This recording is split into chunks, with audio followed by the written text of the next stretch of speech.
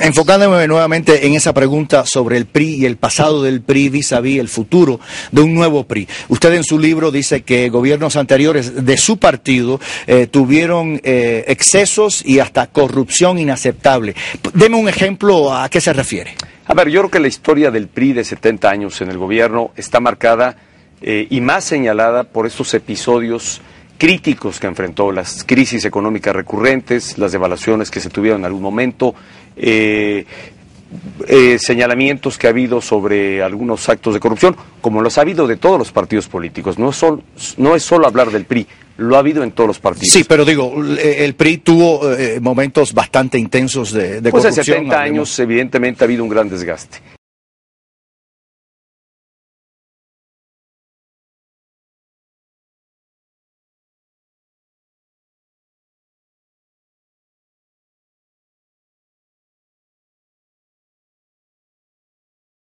Y creo que eso llevó a que en el año 2000, ante el desgaste de mi partido en el gobierno, la gente de México optara por una alternancia. Y justamente creo que esa alternancia vino a fortalecer aún más nuestra democracia. 2 de julio de 2000. La hora del cambio ha llegado. El ángel de la independencia es como nunca un símbolo. 71 años de gobiernos priistas concluyen y eso hay que celebrarlo.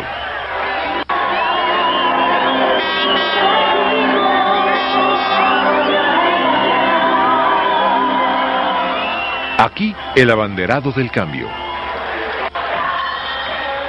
Y aquí, dentro de este ataúd, se supone, está el cadáver del viejo régimen y todas sus miserias, entre ellas el fraude electoral. Mi hermana tiene 8 años de muerta y salió a votar y yo que estoy viva no puedo votar porque en ningún padrón estoy. Hay un compañero que se llama Francisco Vallejo que murió en 1966, aun sin embargo tal le dan gracias por su voto al PRI. Es que es eterno. Mi abuelita todavía está votando. Mi abuelita todavía está votando. Mi abuelita, mi papá, bueno, todos están votando. Y ya murieron. Todos ya murieron. Y siguen en el padrón electoral. Sí. ¡Qué bien! ¿No? Por eso, la primera elección celebrada con reglas más justas dio por resultado la derrota del PRI, después de 71 largos años de hegemonía.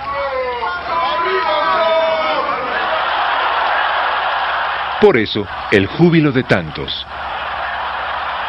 ¿Y qué decir del vencedor? Del hombre que puso fin a la llamada dictadura perfecta.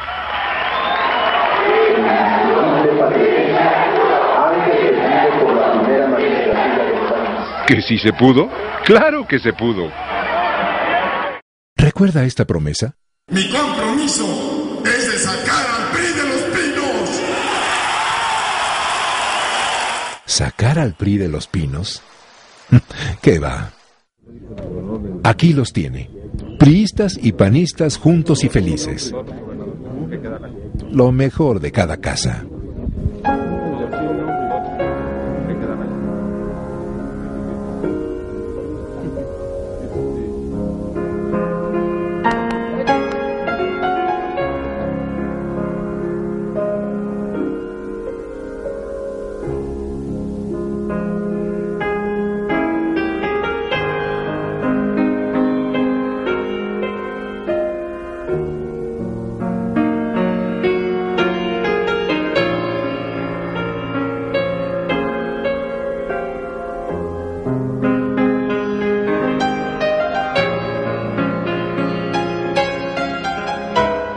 He aquí las estampas de la transición que no fue, del imperio de las 20 familias que mandan en el país, como haya sido.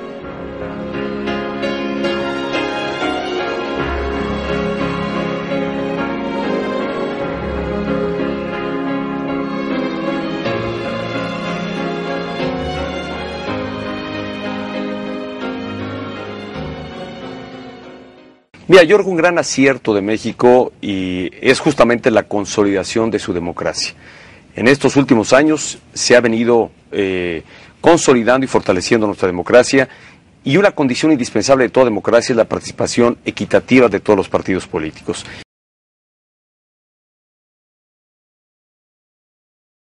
Propongo una cosa, Luis. Entre el PRI y el PAN contratemos un notario público y demos fe público por municipio, para demostrarte que son más de 9,000. Le faltas al respeto a la gente. Basta salir a cualquier carretera, a cualquier ciudad, a cualquier estado, para demostrar que es un dispendio. En 10 días el PRI ya rebasó los topes de campaña. El derroche, el dispendio, el despilfarro es ofensivo. No, tranquilo, no estamos Está a la vista de todos. 4 ejemplos espectaculares, utilitarios. Gasolina, es infame talleres mecánicos que en las carreteras en Semana Santa hayas estado regalando bloqueadores, gasolina, asistencia mecánica. ¿No les da vergüenza? ¿No les da pena? ¿No se les cae la cara de vergüenza? No, quédate tranquilo, Ricardo, no estamos rebasando. No te interrumpí, Luis, déjame terminar. Es un financiamiento ilegal ilícito. Viola la ley. El PRI está corriendo con una alta sobredosis de recursos financieros. Si hiciéramos un antidoping financiero, Peña Nieto saldría descalificado de inmediato. Las deudas de campaña, el PRI las convierte en deudas de gobierno. Es decir, en deudas de todos los ciudadanos. Están los casos de Coahuila, Nayarit, Quintana Roo, Nuevo León y el mismo Estado de México, donde en épocas electorales se dispara el endeudamiento del gobierno y después los ciudadanos pagan. Ya basta.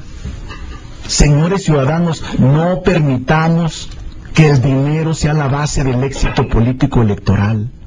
Y yo convoco a Luis, pero no solo a Luis, al IFE, porque en el IFE hay una unidad de fiscalización que debiera cada junta distrital, cada consejo distrital estar contabilizando cada uno de los espectaculares, no nosotros. Solo en el Estado de México hay 940 espectaculares, solo en el Estado de México. En Monterrey hay 780, en Veracruz hay 640. ¿No es ofensivo esto? ¿Qué pasa después del año 2000? Pues que evidentemente las expectativas que había de la sociedad eran muy altas, se esperaba un cambio. Lo que nunca se dijo es hacia dónde y qué objetivos había de ese cambio. Lo que hoy estoy proponiendo, lo que hoy mi partido está postulando, es un cambio nuevamente,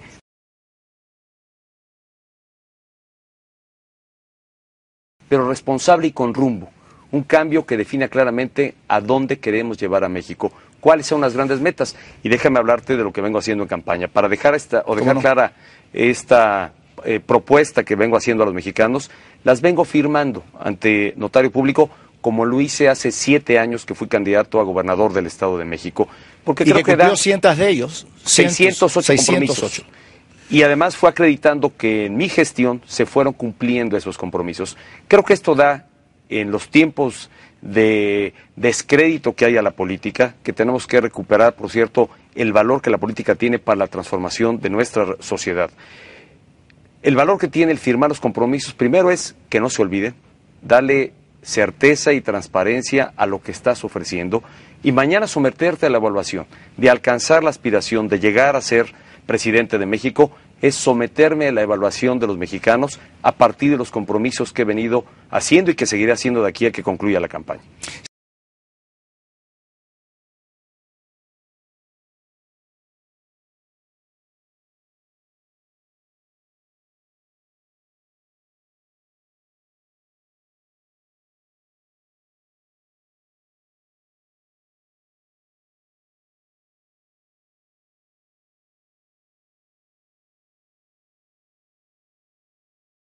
Compromiso número 67. Construcción de la vialidad Barranca del Negro en Huixquilucan. Estas son las imágenes reales del compromiso supuestamente cumplido. Compromiso número 57. Creación de un parque ecoturístico en la laguna de Zumpango. Estas son las imágenes reales del compromiso supuestamente cumplido. Peña es un mentiroso. No cumple.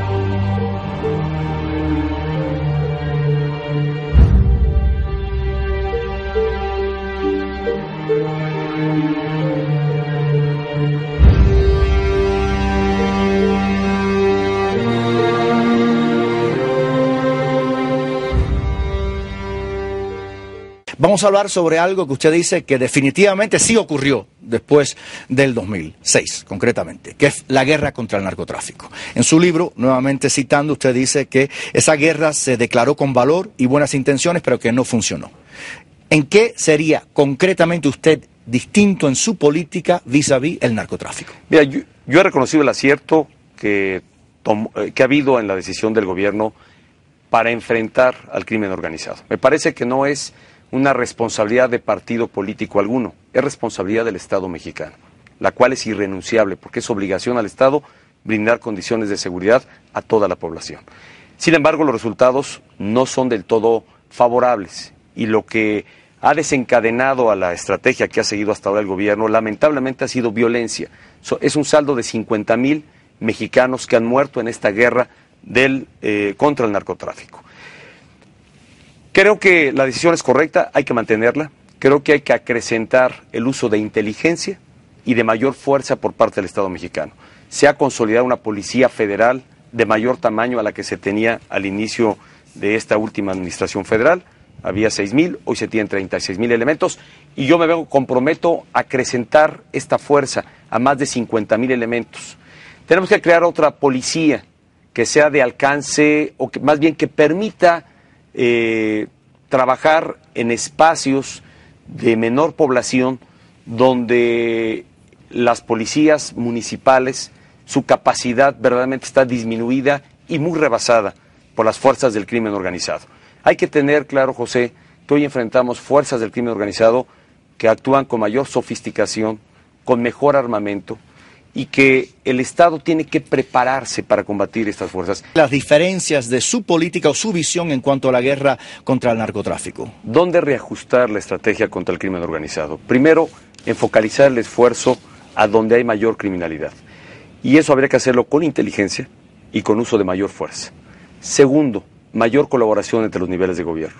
Me parece que ha habido ausencia, y aquí yo he señalado cierta partidización y politización que se ha hecho de la lucha contra el crimen organizado. Tiene que ser un frente común de todo el Estado mexicano.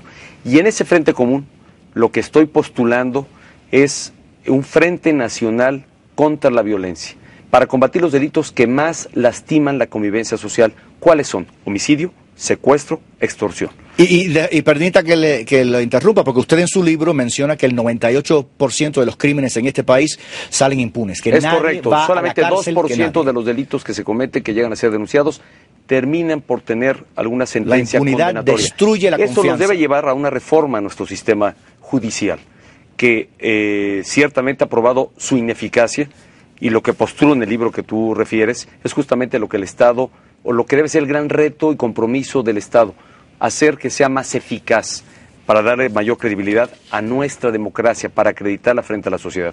Y otro elemento adicional del combate al crimen organizado, las policías estatales únicas. Es algo que ha quedado en el tintero, que no se ha logrado consolidar, y estoy convencido que debemos tener policías estatales únicas, con el propósito de fortalecer la capacidad institucional del Estado, en una policía nacional, en policías estatales, porque muchas de las policías regionales y municipales están totalmente rebasadas. Usted habla de mejor inteligencia, ¿eso requiere más asistencia de Estados Unidos? Requiere una buena colaboración. Entre otras cosas, estoy en favor de la colaboración con los Estados Unidos. Creo que en la relación bilateral México-Estados Unidos hay varios espacios de oportunidad en los que hay que trabajar, en la parte económica, en la parte de seguridad, y justamente en alcance a este objetivo, creo que debe haber mayor colaboración. La ha habido y debe ser mayor, para tener fronteras seguras, para evitar la introducción de armas ilegales a nuestro país, y para que los dos gobiernos realmente definan tanto estrategia como objetivos compartidos en la lucha contra el crimen organizado y contra el terrorismo.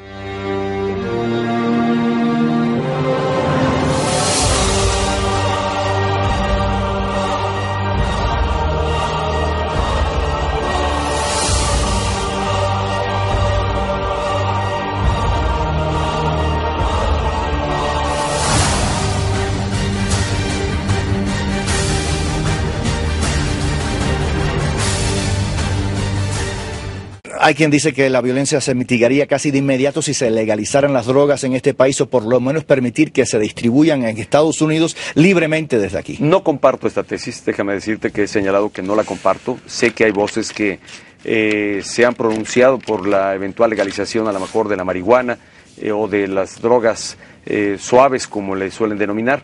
No me convence. Hay quienes señalan esta tesis o recurren a ella. Me parece en un simplismo por querer combatir esta ola de violencia a través de la legalización. Pero también hay experiencias ya en el mundo donde ha habido esta apertura, que ha habido retrocesos, han revertido las medidas de apertura y de legalización, porque a la postre han resultado en mayor violencia y en el consumo entre la población, ya no solo de drogas ligeras, sino de drogas de mayores efectos dañinos para la salud.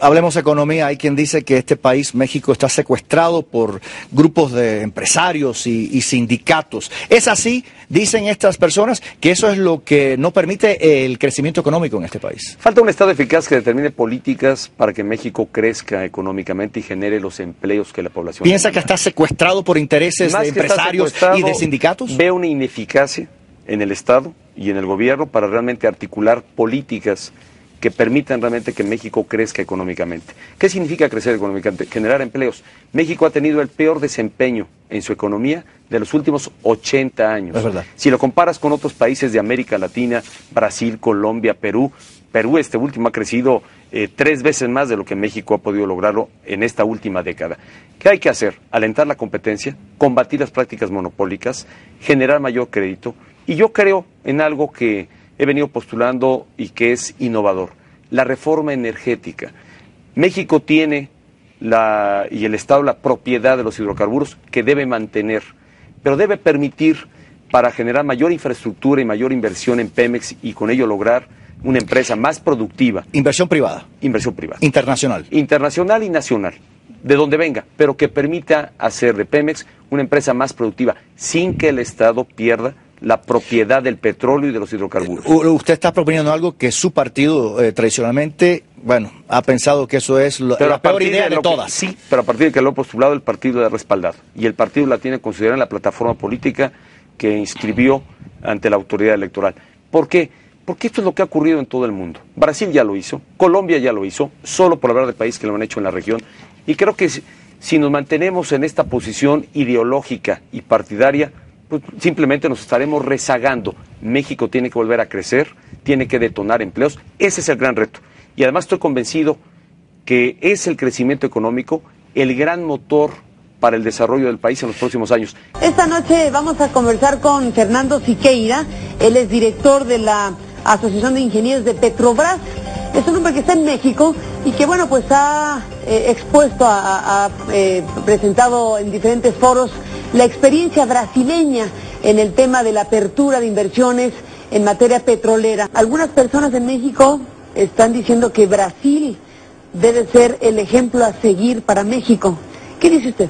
Ao contrário, Pemex é que é o exemplo que o Brasil precisa seguir. Volver Petrobras a ser uma estatal para que produza em benefício do povo brasileiro e não entregar seu petróleo a companhias estrangeiras que nada dão de volta para nossa nação.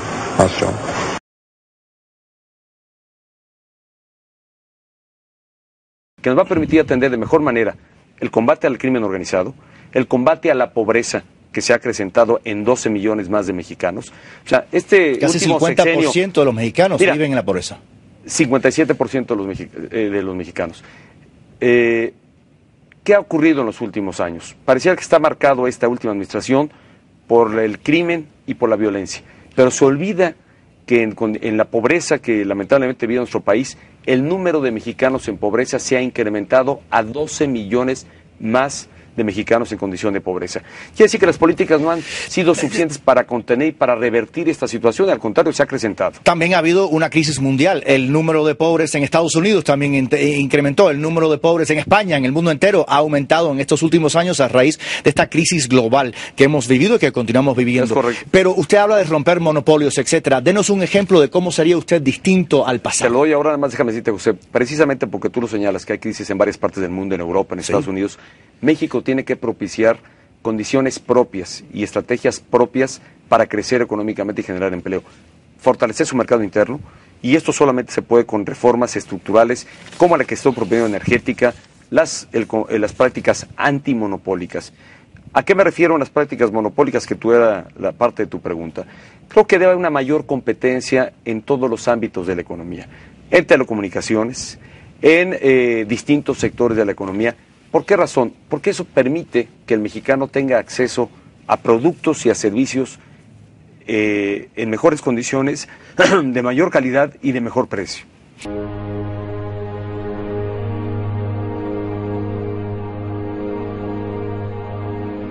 Promotor del llamado Estado eficaz, Enrique Peña Nieto, como gobernador del Estado de México, probó ser lo contrario, pues en ese estado, por cada 100,000 habitantes, se registraron en 2010 15,800 delitos, lo que lo convirtió en el cuarto estado con mayor incidencia delictiva en el país. Así lo reveló la encuesta del Instituto Ciudadano de Estudios sobre la Inseguridad 2010. Al hoy flamante candidato presidencial del PRI, también se le olvidó que, de acuerdo con el Instituto Mexicano para la Competitividad, en la categoría Sistema Político Estable y Funcional en sus mediciones, el Estado de México se encuentra 52% por debajo del promedio, y esto tiene que ver con la concentración política, con la no alternancia en el poder. Peña Nieto también dejó fuera de su discurso que 36.3% de la población del Estado de México es vulnerable por carencias sociales. 43.7% se encuentra en situación de pobreza multidimensional. Además, el ingreso de un 47.7% de los mexiquenses es inferior a la línea de bienestar, de acuerdo con la estimación del Consejo Nacional de Evaluación de la Política de Desarrollo Social. Estos son los datos. Al igual que los libros, se le olvidan a Peña Nieto. Donde realmente logremos tener en esta gran nación justicia y desigualdad social.